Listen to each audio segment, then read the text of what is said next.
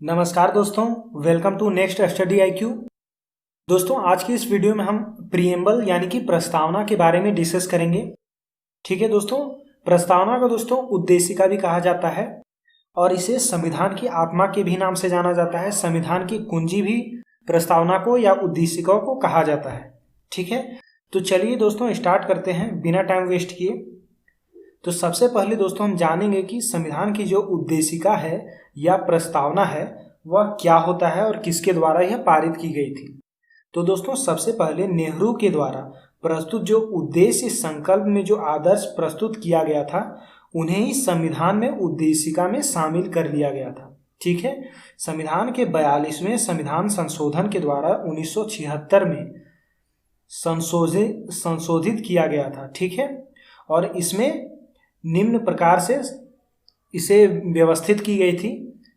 संशोधित करने के बाद संविधान की उद्देशिका को इस प्रकार से व्यवस्थित किया गया था।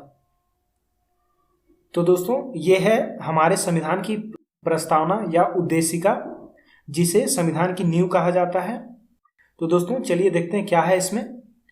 तो लिखा हुआ है इसमें कि हम भारत के लोग भारत को एक संपूर्ण प्रभुत्व संपन्न समाजवादी पंथ निरपेक्ष लोकतंत्रात्मक गणराज्य बनाने के लिए तथा उसके समस्त नागरिकों को सामाजिक आर्थिक तथा राजनैतिक न्याय विचार अभिव्यक्ति विश्वास धर्म और उपासना की स्वतंत्रता प्रतिष्ठा और अवसर की समता राष्ट्र को प्राप्त करने के लिए तथा उन सब में व्यक्ति की गरिमा और राष्ट्र की एकता और अखंडता सुनिश्चित करने वाली बंधुता बढ़ाने के लिए दृढ़ संकल्प होकर अपनी इस संविधान सभा में आज तारीख 26 नवंबर 1949 को मिति मार्ग शीर्ष शुक्ल सप्तमी संवत 2006 विक्रमी को एतद द्वारा इस संविधान को अंगीकृत अधिनियमित और आत्मार्पित करते हैं। दोस्तों आपको मालूम है कि 26 नवंबर 1949 को संविधान सभा के द्वारा पारित की गई थी। ठीक है, और संविधान को लागू करी गई थी 26 जनवरी 1950 ईस्वी को। ठीक है दोस्तों, हमारी जो संविधान में प्रस्तावना है इसकी खास बातें क्या है वो जरा जानते हैं। तो दोस्तों इसकी खास बातें हैं कि हमारे संविधान की जो प्रस्तावना है उसे संविधान की कुंजी भी कहा जाता है, जैसा कि मैंने आपको बताया था। साथ ही इसे आत्मा भी कहा जाता है। संविधान की आत्मा के भी नाम से जाना जाता है प्रस्तावना को या उद्देशिका को। ठीक है, प्रस्तावना के अनुसार संविधान के अधीन समस्त शक्तियों का केंद्र बिंदु अथवा स्रोत भारत के लोग ही हैं। दोस्तों हमारा देश एक लोकतंत्र देश है और लोकतंत्र का मतलब आप सभी को पता ही होगा कि लोकतंत्र जनता के द्वारा और जनता के लिए ही शासन व्यवस्था होती है एक लोकतंत्र देश में या एक लोकतांत्रिक शासन व्यवस्था में। ठीक है दोस्तों, प्रस्तावना में लिखा जो शब्द है हम भारत के लोग कंटिन्यू करते हुए इस संविधान को अंगीकृत अधिनियमित और आत्मार्पित करते हैं। इसमें भारतीय लोगों की सर्वोच्च संप्रभुता का उद्घोष करते हैं। ठीक है, इसमें दोस्तों प्रस्तावना को न्यायालय में परिवर्तित नहीं किया जा सकता है। यह निर्णय यूनियन ऑफ इंडिया बनाम मदन गोपाल जो 1957 के निर्णय में घोषित किया गया था, यानी कि यूनियन ऑफ इंडिया बनाम मदन गोपाल जो 1957 में हुई थी उसी के द्वारा ये न्यायालय में कहा गया था कि ये परिवर्तित नहीं किया जा सकता है। ठीक है, बेरूबाड़ी यूनियनवाद जो 1960 में सर्वोच्च न्यायालय ने निर्णय दिया था कि जहां संविधान की भाषा संदिग्ध हो वहां प्रस्तावना विधिक निर्वाचन में सहायता करती है। ठीक है, बेरूबाड़ी वाद में ही सर्वोच्च न्यायालय ने प्रस्तावना को संविधान का अंग नहीं माना था, इसलिए विधायिका प्रस्तावना में संशोधन नहीं कर सकती है। परंतु सर्वोच्च न्यायालय केशवानंद भारती बनाम केरल राज्यवाद जो 1973 में कहा गया था कि प्रस्तावना संविधान का अंग है, इसलिए विधायिका संसद उसमें संशोधन कर सकती है, यानी कि विधायिका जो है यानी कि संसद उसमें संशोधन कर सकती है। ठीक है, केशवानंद भारती वाद में ही सर्वोच्च न्यायालय ने मूल ढांचा का सिद्धांत दिया था तथा प्रस्तावना को संविधान का मूल ढांचा माना गया था। ठीक है दोस्तों, संसद जो है संसद की मूल ढांचा में नकारात्मक संशोधन नहीं कर सकती है। यानी कि दोस्तों जो प्रस्तावना है हमारे संविधान की, उसमें संसद भी उसके मूल ढांचे में नकारात्मक यानी नेगेटिव संशोधन नहीं किया जा सकता है हमारे प्रस्तावना में या उद्देशिका में। ठीक है, स्पष्टतः संसद वैसा संशोधन कर सकती है जिसे मूल ढांचा का विस्तार व मजबूतीकरण हो। ठीक है दोस्तों, संसद भी हमारे प्रस्तावना में या मूल ढांचे में संशोधन कर सकती है, लेकिन वैसा ही जिससे मूल ढांचा में विस्तार हो या मजबूतीकरण हो। ठीक है, 42वें संविधान संशोधन अधिनियम जो 1976 में हुई थी, इसके द्वारा संविधान में समाजवादी, पंथनिरपेक्ष और राष्ट्र की अखंडता ये 3 शब्द जोड़े गए थे। दोस्तों आपको मालूम है कि संविधान के प्रस्तावना में ये 42वां संविधान ही एक ऐसा संशोधन है जिसे किया गया है और हमारे प्रस्तावना में सिर्फ एक बार ही संशोधन किया गया है, जो है 42वां संविधान संशोधन। ठीक है, अब हम जानते हैं दोस्तों कि हमारे संविधान में विदेशी स्रोत क्या क्या है। ठीक है, तो भारत के संविधान के निर्माण में निम्न देशों से संविधान से सहायता ली गई है। ठीक है, तो दोस्तों सबसे पहले जानते हैं कि संयुक्त राज्य अमेरिका के देश के संविधान से हमारे देश में कौन कौन से पार्ट लिए गए हैं। ठीक है, तो सबसे पहले मौलिक अधिकार जो है ये संयुक्त राज्य अमेरिका के संविधान से ही लिया गया है।